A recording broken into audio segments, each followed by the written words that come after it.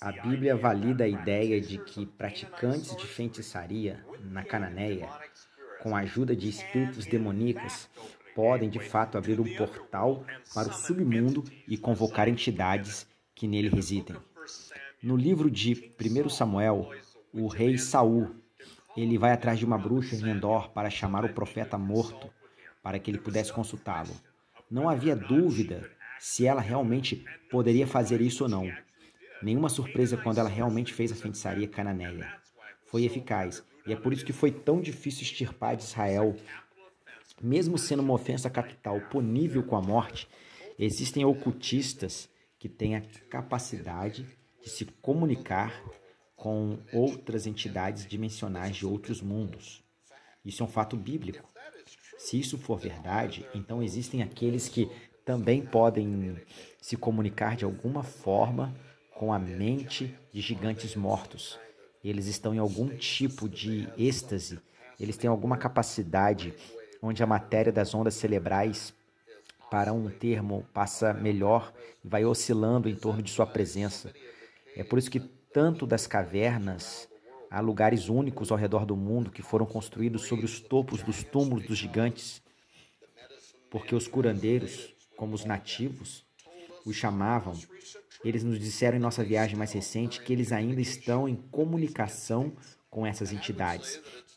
Eu diria que não está além do pálido para acreditar que isso é realmente possível, porque a Bíblia é a única que fornece a narrativa para esse fato. Alguns anos atrás, um general de operações especiais de alto escalão me disse que existem gigantes antigos escondidos nas profundezas do subsolo, em estado de animação suspensa. Me disse que, embora estejam em êxtases, suas ondas cerebrais estão transmitindo com tanta potência que derreteria sua mente se você chegasse muito perto. Essa informação foi posteriormente confirmada pelo pesquisador Klaus, que me contou uma história que foi contada a ele por um cirurgião ortópico russo de nome mundial, Ernest Maldyshev.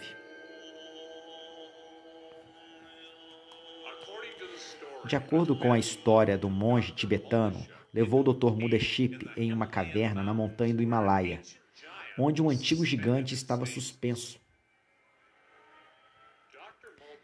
O Dr. Mudeship queria se aproximar do gigante, mas foi avisado pelo monge para não ir e passar além de uma linha que ele havia desenhado no chão, porque se ele chegasse muito perto, as ondas cerebrais dos gigantes iriam destruir sua mente.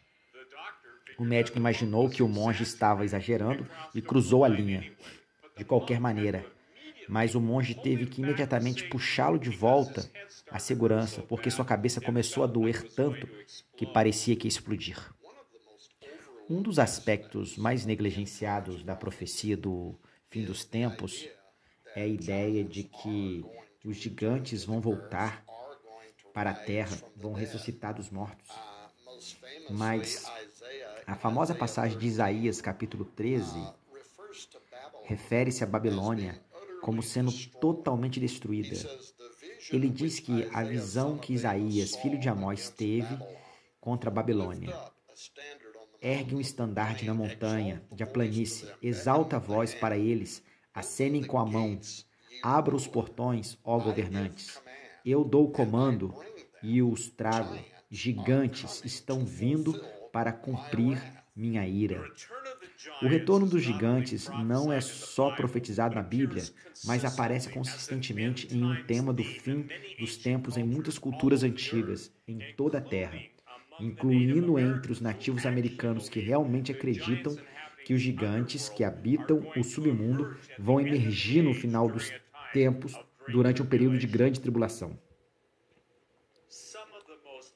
Das operações militares mais secretas que acontecem por toda parte e sob a terra são conduzidas para a apreensão de artefatos antigos de alto valor relacionados ao mundo pré-diluviano, anjos caídos e gigantes. O palco está montado para a humanidade trazer o ressurgimento dos refaíns. Enquanto os ocultistas tentam aproveitar a antiga necromancia dos cananeus, engenheiros genéticos trabalhando para construir o genoma dos gigantes com tecnologia moderna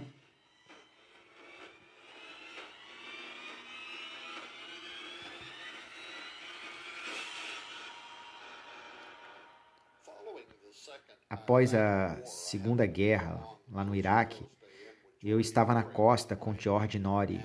Em uma noite, Nori me perguntou e me disse: Tom, você tem há muito pouco falado sobre a evidência de vincular Saddam Hussein ao que apareceu no 9 de setembro, 11 de setembro. Por que você acha que é a verdadeira história de que nós realmente fomos para o Iraque e colocamos uma presença no local?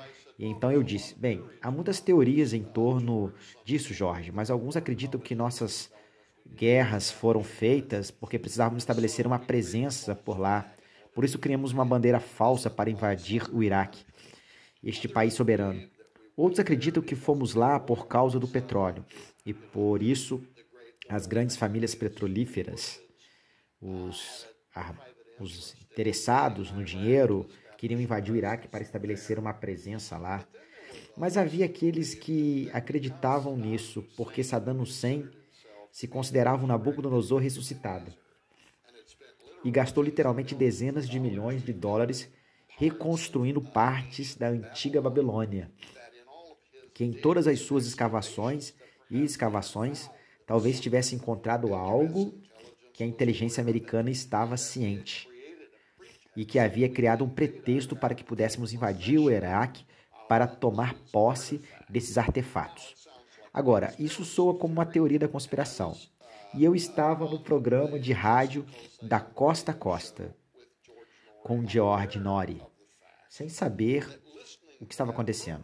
E ouvi falar sobre isso em um programa, e um curador do Museu do Iraque, do Museu da Babilônia.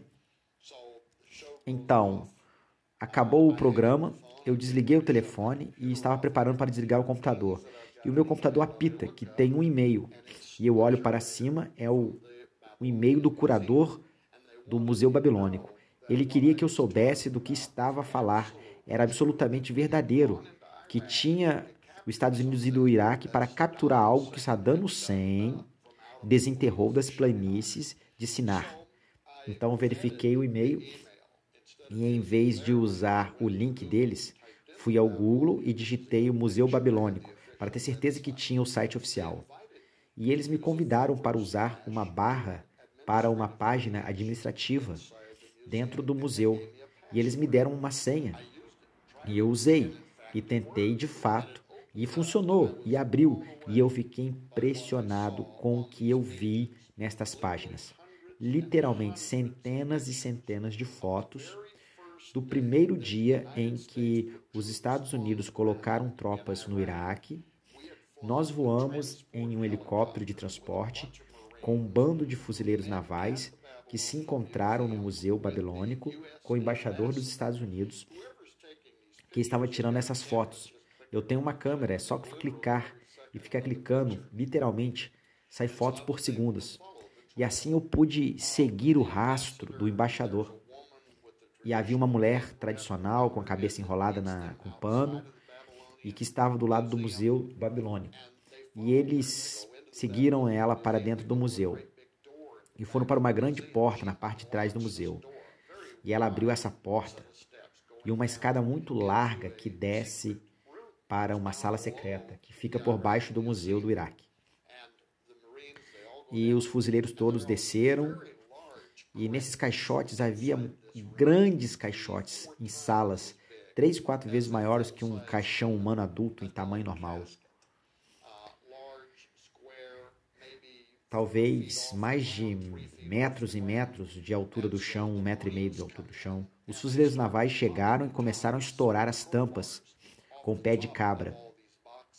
E em cima de todas essas caixas, elas estavam puxando todos os tipos de máscara de ouro, joias, cuneiformes, tabletes circulares, todos os tipos de coisas dessas caixas. Eles estão a olhar para isso, mas torna-se óbvio que eles estão à procura de algo maior e eles continuam a ficar procurando nas caixas tesouros. Seria o valor incalculável. Esses valores que eles acharam serem incalculáveis, mas eles queriam procurar outra coisa. Eles moviam para a parte de dentro, passo a passo.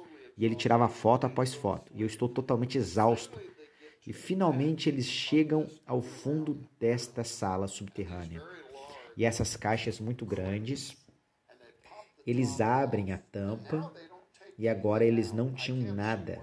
Eu não consigo ver o que está na caixa, mas obviamente é algo com que eles estão muito empolgados, porque eles acenam para o embaixador e essa mulher passa na frente dos fuzileiros navais e eles estão olhando para dentro dessa caixa e ela ordena que eles preguem aquela parte.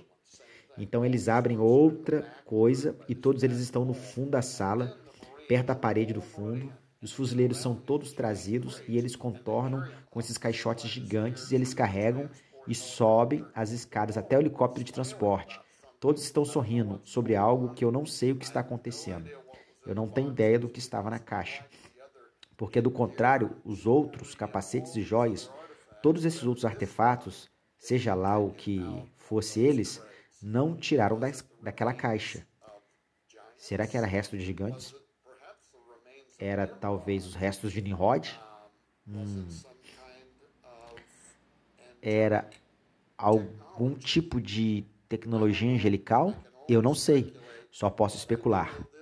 Mas tenho a certeza que, por quaisquer outras razões, nós invadimos o Iraque.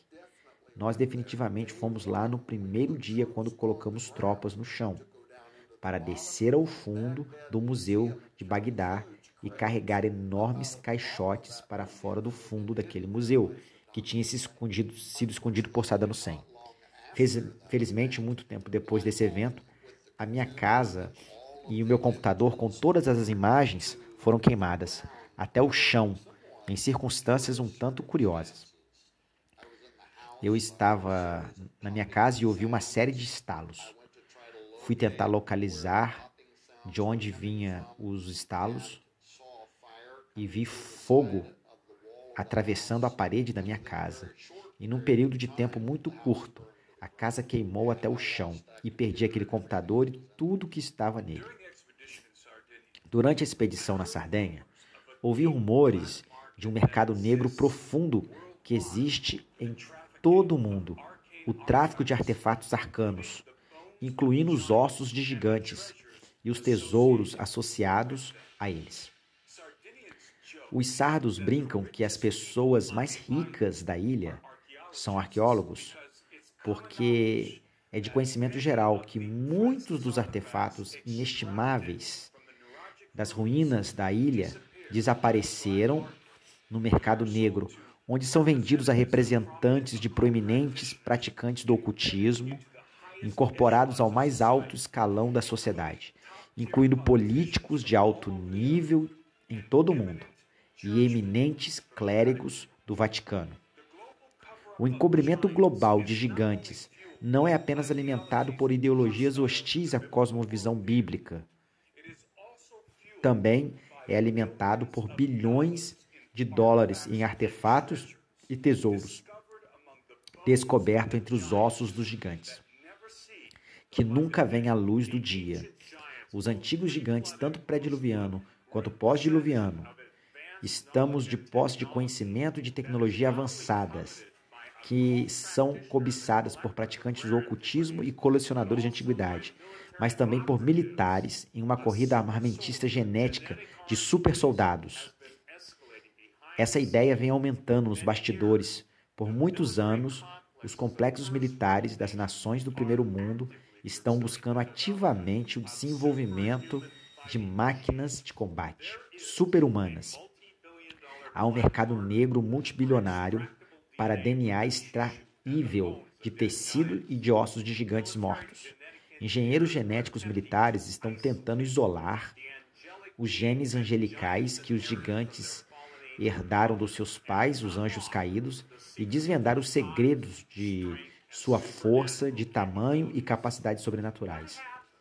O que acontece quando aqueles que acreditam que podem controlar os gigantes descobrirem de maneira mais difícil que os seres humanos sempre foram nada mais, nada menos do que uma refeição conveniente para eles? Assim como a lenda dos Anasazi, que, através de feitiçaria, abriram o portal para o submundo e soltaram os gigantes sobre a terra, e os gigantes devoraram todos eles. Os gigantes são inimigos de Deus, estão prestes a se tornar, e eles estão prestes a ser arquitetos do seu próprio julgamento.